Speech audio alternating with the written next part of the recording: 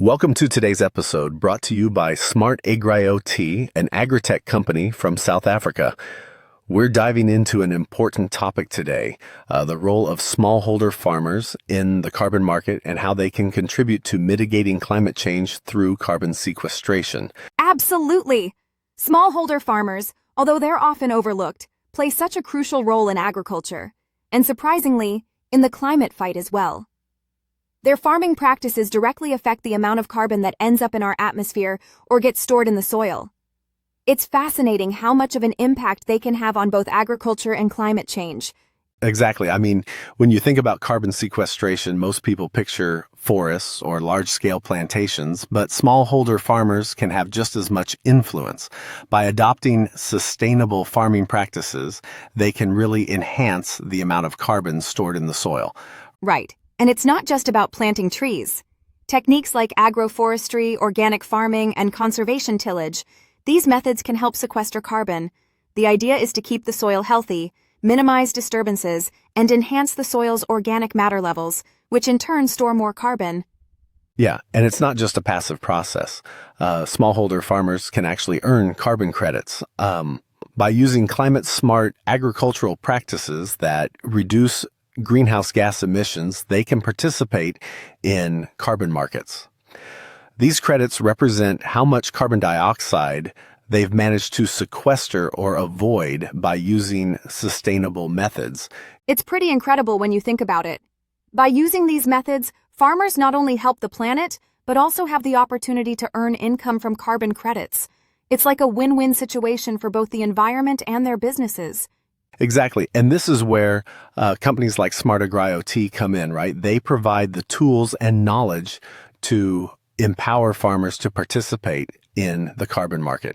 It's all about recognizing the value of the land, not just for its agricultural output, but as a carbon sink. Absolutely. This creates a whole new avenue for smallholder farmers. They're not just stewards of the land in terms of food production, but also key players in the fight against climate change. It's a shift in how we think about farming, from just production to actively participating in global environmental efforts. It's really inspiring when you think about the potential. If smallholder farmers across the world can harness the power of carbon sequestration, it could massively help with global climate goals. And it's not even that complex. It's about adopting sustainable practices that they may already be familiar with. Yes, it's about building on existing knowledge. And what's great is that initiatives like this help make these practices more accessible. Once farmers understand the economic and environmental benefits, it's a lot easier to integrate these techniques into their daily routines. And it could lead to a whole new chapter for smallholder farming. These farmers could be at the forefront of creating a more sustainable agricultural sector, one that contributes to both food security and climate change mitigation. It's exciting to think about where this could go.